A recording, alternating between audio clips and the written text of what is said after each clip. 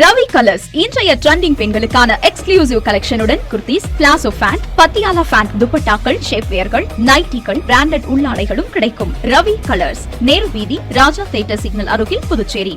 முக்கிய செய்திகள். புதுச்சேரியில் விஜய் தலைமையிலான பொதுக்கூட்டத்திற்கான ஏற்பாடுகள் தீவிரம். தமிழக வெற்றி கழகத்தினர் களப்பணிகளில் மும்முரம். போலி மருந்து குற்றவாளி வீட்டில் சிக்கிய முக்கிய ஆவணம். புதுச்சேரி அரசியல் கட்சி பிரமுகர்கள் மத்தியில் கலக்கம். மதுபான தொழிற்சாலைக்கு அனுமதி மறுப்பு விவகாரம். துணைநிலை ஆளுநர் முதலமைச்சர் இடையே மீண்டும் மோதல் போக்கு. புதுச்சேரியில் மீண்டும் தேசிய ஜனநாயக கூட்டணி ஆட்சி வர வேண்டும். பிறமொழி பேசும் மக்கள் கூட்டத்தில் பாஜக மாநில தலைவர் ராமலிங்கம் வலியுறுத்தல். இனி விரிவான செய்திகள். 2 மாதங்களுக்கு பிறகு பொதுமக்களை விஜய் சந்திக்கும் விதமாக தமிழக வெற்றி கழகத்தின் பொதுக்கூட்டத்திற்கான ஏற்பாடுகள் புதுச்சேரி உப்பளம் துறைமுக வளாகத்தில் மும்முரமாக நடைபெற்று வருகிறது. தமிழகம் புதுச்சேரியில் அடுத்த ஆண்டு சட்டமன்ற தேர்தல் நடைபெற உள்ளது. தேர்தலுக்காக அனைத்து அரசியல் கட்சிகளும் தயாராகி வருகின்றன. தமிழக வெற்றி கழகமும் தேர்தலை சந்திக்க தீவிரமாக தயாராகி வருகிறது. கடந்த செப்டம்பர் மாதம் திருச்சியில் தமிழக வெற்றி கழகத்தின் தலைவர் விஜய் பிரச்சார சுற்றுப்பயணத்தை மேற்கொண்டார். கரூர் சம்பவத்திற்கு பிறகு கடந்த 2 மாதமாக விஜய் நேரடியாக பொதுமக்களை சந்திக்கவில்லை. நிலையில் தமிழகத்தில் விஜய்க்கு ரோட் ஷோ நடத்த தொடர்ந்து அனுமதி மறுக்கப்பட்டு வருகிறது. இது தொடர்பான வழக்கும் நீதிமன்றத்தில் நிலுவையில் உள்ளது. புதுவையில் ரோட் ஷோ அனுமதி கிடைக்காத நிலையில் உப்பளம் துறைமுக வளாகத்தில் பிரச்சார பொதுக்கூட்டத்தில் வரும் செவ்வாய்க்கிழமை விஜய் பேசுகிறார். வழக்கமாக பொதுக்கூட்டங்களில் மேடை, தொண்டர்களுக்கு இருக்கை அமைக்கப்படும். ஆனால் புதுவை உப்பளம் துறைமுக வளாக திடலில் தண்ணீரை வெளியேற்றி மண்ணை கொட்டி சீரமைத்துள்ளனர். தொண்டர்கள் வந்து செல்ல கூடுதலாக துறைமுக வளாகத்தின் சுற்றுச்சுவர் இடிக்கப்பட்டு நுழைவாயில் அமைக்கப்பட்டு வருகிறது. புதுவை தமிழக வெற்றி கழகத்தின் பொதுக்கூட்டத்திற்கு 5000 பெயரை மட்டுமே அனுமதிக்க கட்சியினர் திட்டமிட்டுள்ளதாக தெரிகிறது. இதற்காக QR கோடுடன் அனுமதி அட்டை உருவாக்கப்பட்டு வருகிறது. இந்த அனுமதி அட்டை புதுவை, காரைக்காலில் உள்ள தமிழக வெற்றி கழகத்தைச் சேர்ந்த தொகுதி, கிளை கழகங்களுக்கு விநியோகம் செய்யப்பட்டிருப்பது குறிப்பிடத்தக்கது. புதுச்சேரியில் போலி மருந்து தயாரித்த விவகாரத்தில் முக்கிய குற்றவாளி வீட்டில் நடைபெற்ற சோதனையில் முக்கிய ஆவணங்கள் கிடைத்துள்ளதால் CBCID காவல்துறையினர் தீவிர விசாரணை மேற்கொண்டு வருகின்றனர். புதுச்சேரியில் போலி மருந்து குறித்த பிரபல சன்ஃபார்மா நிறுவனம் அளித்த புகாரில் CBCID காவல்துறையினர் புதுச்சேரியில் இயங்கி வந்த போலி மருந்து தொழிற்சாலைகளில் அதிரடியாக ஆய்வு செய்து சீல் வைத்தனர். மேலும் இந்த வழக்கில் முக்கிய குற்றவாளி ராஜா உட்பட பலரை கைது செய்து விசாரணை நடத்தி வருகின்றனர். நிலையில் புதுச்சேரி ரெட்டியார்பாளையம் ஜெயாநகர் அபார்ட்மெண்ட்டில் உள்ள இவ்வழக்கின் முக்கிய குற்றவாளியான ராஜாவின் வீட்டின் பூட்டை உடைத்து சோதனை நடத்தினர். அங்கு 3 அறைகளில் உள்ள பீரோக்களை உடைத்து போலி மருந்து தயாரிக்க மூலப்பொருட்கள் வாங்கியது, போலி மருந்துகள் விற்றதற்கான ஆவணங்கள், பல கோடி ரூபாய் மதிப்புள்ள சொத்து ஆவணங்கள், வைர நகைகள், 25 சவரன் தங்க நகைகள் பறிமுதல் செய்தனர். இந்த சோதனையில் நகை, பணம், ஆவணங்களுடன் சில முக்கிய தகவல்கள் அடங்கிய டைரியும் சிக்கியுள்ளது. இந்த டைரியில் மருந்து தொழிற்சாலை அமைக்க உதவிய புதுவையில் உள்ள அரசியல் பிரமுகர்கள், அதிகாரிகளின் பெயர்கள், அவர்களுக்கு வழங்கப்பட்ட தொகை பற்றிய விவரமும் உள்ளது. மருந்து தொழிற்சாலை லாபத்தில் கிடைத்த பணத்தில் யார் பெயரில் எங்கு சொத்துக்கள் வாங்கப்பட்டுள்ளது என்ற விவரமும் கிடைத்துள்ளது. இதன் அடிப்படையில் அடுத்த கட்ட விசாரணையை தொடங்க CBCID காவல்துறையினர் நடவடிக்கை எடுத்து வருகின்றனர். இதனால் போலி மருந்து மாத்திரை தயாரிக்க உடந்தையாக இருந்த புதுவை அரசியல் பிரமுகர்கள் மத்தியில் கலக்கம் ஏற்பட்டுள்ளது. புதுச்சேரியில் மதுபான தொழிற்சாலைகளுக்கு அனுமதி மறுத்த விவகாரம் தொடர்பாக துணைநிலை ஆளுநர் முதலமைச்சரிடையே மீண்டும் மோதல் போக்கு நிலவி வருவதாக அரசியல் வட்டாரங்கள் தெரிவித்துள்ளன. கடந்த சில நாட்களாக புதுச்சேரி துணைநிலை ஆளுநர் கைலாஷ்நாதனுக்கும் முதலமைச்சர் ரங்கசாமிக்கும் இடையே அரசு துறைகள் சம்பந்தமாக கடுமையான மோதல் போக்கு நிலவி வருகிறது.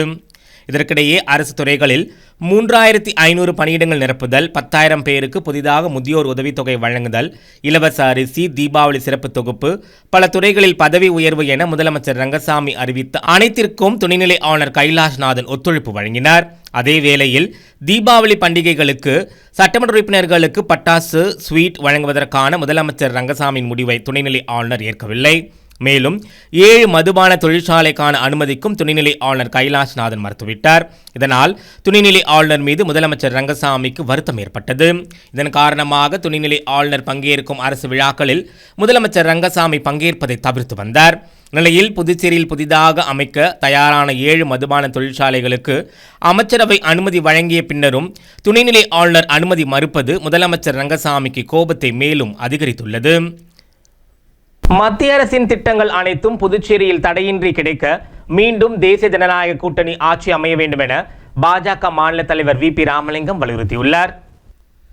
புதுச்சேரி பாரதிய ஜனதா கட்சி சார்பில் தனியார் உணவகத்தில் பிறமொழி பேசும் சமுதாய தலைவர்கள் மற்றும் மக்களுடன் கலந்துரையாடல் கூட்டம் மாநில தலைவர் ராமலிங்கம் தலைமையில் நடைபெற்றது.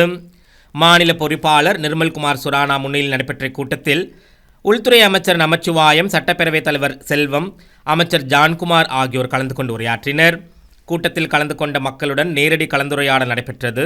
புதுச்சேரி வளர்ச்சியில் அவர்களின் பங்களிப்பு, தேவைகள் மற்றும் எதிர்பார்ப்புகள் குறித்து கருத்துக்கள் பெறப்பட்டன.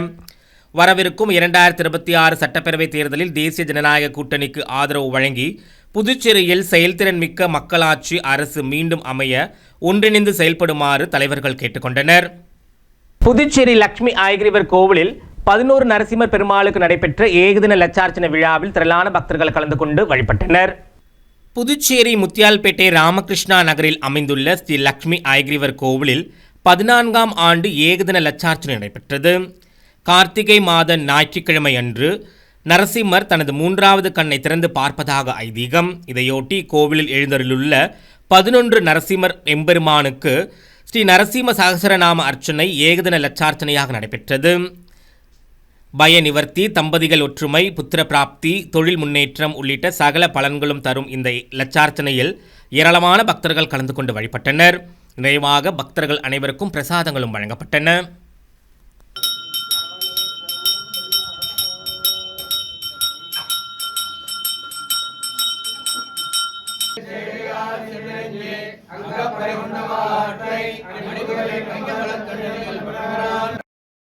புதுச்சேரி காமராஜ் நகர் திமுக சார்பில் நடைபெற்ற மாநில அளவிலான இறகு பந்தாட்ட போட்டியின் பரிசளிப்பு விழாவில் சட்டமன்ற எதிர்க்கட்சித் தலைவர் சிவா கலந்து கொண்டு பரிசுகளை வழங்கி கௌரவித்தார். தமிழக துணை முதலமைச்சர் உதயநிதி ஸ்டாலின் பிறந்த நாளை முன்னிட்டு புதுச்சேரி காமராஜர் நகர் தொகுதி திராவிட முன்னேற்றக் கழகம் சார்பில் மாநில அளவிலான இறகு பந்து போட்டி கிழக்கு கடற்கரை சாலையில் உள்ள தனியார் விளையாட்டரங்கில் நடைபெற்றது. ஆடவர் மற்றும் மகளிர் என இரு பிரிவுகளாக 2 நாட்கள் நடைபெற்ற இந்த விளையாட்டுப் போட்டியின் தொடக்க விழாவில் சட்டமன்ற எதிர்க்கட்சித் தலைவர் சிவா கலந்து கொண்டு தொடங்கி வைத்தார். நிகழ்ச்சியின் போது திராவிட முன்னேற்றக் கழகத்தின் மாநில அவைத் தலைவர் SP சிவகுமார், இளைஞர் அணி அமைப்பாளரும் சட்டமன்ற உறுப்பினருமான சம்பத் உள்ளிட்ட திராவிட முன்னேற்றக் கழக நிர்வாகிகள் ஏராளமானோர் கலந்து கொண்டனர். 2 நாட்கள் நடைபெற்ற இந்த மாநில அளவிலான இறகு பந்து போட்டியில் வெற்றி பெற்றவர்களுக்கு பரிசளிக்கும் விழா ஞாயிற்றுக்கிழமை நடைபெற்றது. இதில் சட்டமன்ற எதிர்க்கட்சித் தலைவர் சிவா, சட்டமன்ற உறுப்பினர் அனிபால் கென்னடி ஆகியோர் கலந்து கொண்டு வெற்றி பெற்றவர்களுக்கு பரிசு கோப்பைகள், கேடயங்கள் வழங்கி கௌரவித்தனர். நிகழ்ச்சிக்கான ஏற்பாட்டினை மாநில சிறுபான்மை அணி துணைத் தலைவர் சுனில்குமார் ஜெயின் மற்றும் செயலாளர் சிவகுமார் ஆகியோர் சிறப்பாக செய்திருந்தனர். காரைக்காலில் உலக நன்மை வேண்டி நடைபெற்ற ஏகாதச ருத்ர ஹோமத்தில் திரளான பக்தர்கள் கலந்து கொண்டு சோமநாதரை வழிபட்டனர். புதுச்சேரியின் பிராந்தியமான காரைக்காலில் உலக நன்மை வேண்டியும் விவசாயம் செழிக்கவும் காரைக்கால் அம்மையார் சோமநாயகி உடனுரை சோமநாதர் ஆலயத்தில் நூதன ஏகாதச ருத்ர ஹோமம் ஞாயிற்றுக்கிழமை காலை துவங்கி பிற்பகல் வரை நடைபெற்றது. ருத்ரஹோமத்தில் ஏராளமான பக்தர்கள் கலந்து கொண்டு பட்டுப்புடவை, பழைய வகைகள், நகைகள் போன்ற பொருட்களை ஹோமகுண்டத்தில் இட்டு சோமநாதரை வழிபட்டனர். ஹோமத்தையொட்டி ஸ்ரீ சோமநாதருக்கு மஞ்சள், சந்தனம், பஞ்சாமிர்தம், பால், தயிர் அபிஷேகம் நடைபெற்றது. நிறைவாக ருத்ரஹோமம் பூர்த்தியடைந்து யாகத்தில் பூஜிக்கப்பட்ட புனித நீர் அடங்கிய கலசத்தை சிவாச்சாரியார் சுமந்து ஆலயத்தை வலம் வந்து புனித நீரால் சோமநாதருக்கு அபிஷேகம் செய்யப்பட்டது. மேலும் ருத்ரஹோமத்தை முன்னிட்டு ஏகாதச ருத்ர பாராயணம், ருத்ரஹோமம், ருத்ராபிஷேகம் நடைபெற்றது. ருத்ரஹோம நிகழ்ச்சியில் ஆலய அறங்காவலர் குழு நிர்வாகிகள் உள்ளிட்ட பக்தர்கள் கலந்து கொண்டு சோமநாதரை வழிபட்டு சென்றனர்.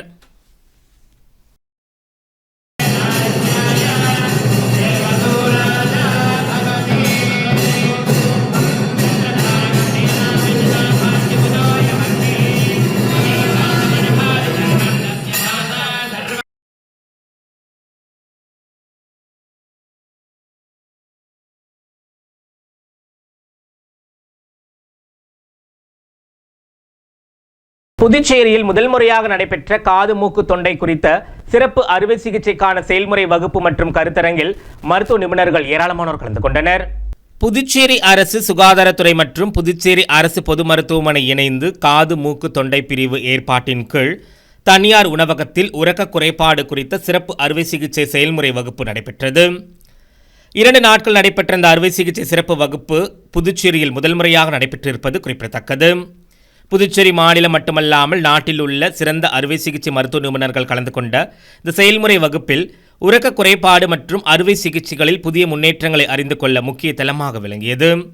இந்த கருத்தரங்கில் மெக்சிகோ நாட்டை சேர்ந்த தலை மற்றும் கழுத்து அறுவை சிகிச்சை நிபுணர் மருத்துவர் நோடல் யொலிகா சால்டானா, கோயம்புத்தூரை சேர்ந்த காது மூக்கு தொண்டை அறுவை சிகிச்சை தலைமை மருத்துவ நிபுணர் மருத்துவர் ஆனந்த், சென்னையை சேர்ந்த முன்னணி மருத்துவர் அந்தோணி இருதயராஜன் உள்ளிட்ட மருத்துவ நிபுணர்கள் கலந்து கொண்டு உறக்க குறைபாடுக்கான சிறப்பு அறுவை சிகிச்சை பற்றிய விளக்கங்கள் அளித்தனர். இந்த கருத்தரங்கில் புதுச்சேரி அரசு பொது மருத்துவமனையின் காது மூக்கு தொண்டை பிரிவு மருத்துவர்கள் உட்பட பலர் கலந்து கொண்டனர். இதற்கான ஏற்பாடுகளை காது மூக்கு தொண்டை மருத்துவ நிபுணர்கள் ரெட் ரமேஷ், ஸ்டாலின், சிவகுருநாதன், சிவசங்கர், நவீன் உள்ளிட்ட மருத்துவர்கள் சிறப்பாக செய்திருந்தனர். அரியாங்குப்பம் தொகுதிக்குட்பட்ட பழைய அங்காளம்மன் கோவிலுக்கு தனது சொந்த செலவில் மின்தடை போக்கும் கருவியை அண்ணா திராவிட முன்னேற்றக் கழகம் மாநில பொருளாளர் ரவி பாண்டுரங்கன் வழங்கினார். புதுவை மாநில அண்ணா திராவிட முன்னேற்றக் கழக பொருளாளராக இருப்பவர் ரவி பாண்டுரங்கன். அரியாங்குப்பம் தொகுதியில் ஏழை எளிய மக்களுக்கு பல்வேறு நலத்திட்ட உதவிகளை செய்து வருகிறார்.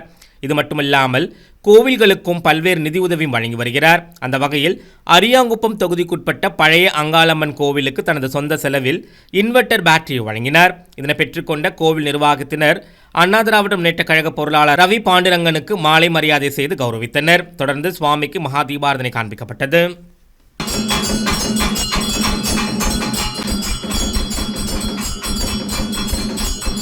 அடுத்து வருவது புதுவையில் இன்றைய தங்கம் மற்றும் வெள்ளி விலை நிலவரம்.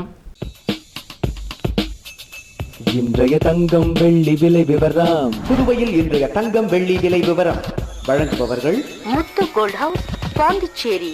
தங்கம் 1 கிராம் 11,930 ரூபாய். இன்றைய தங்கம் வெள்ளி விலை விவரம். வெள்ளி 10 கிராம் 1960 ரூபாய். இத்துடன் ஏஎம்என் செய்திகள் நிறைவடைந்தன. வணக்கம். புதுச்சேரி உங்கள் ஏஎம்என் டிவி செய்திகளை யூடியூபில் உடனுக்குடன் காண ஏஎம்என் டிவி பாண்டிச்சேரி சேனலை சப்ஸ்கிரைப் செய்யுங்கள். பெல் பட்டனை மறக்காமல் கிளிக் செய்யுங்கள்.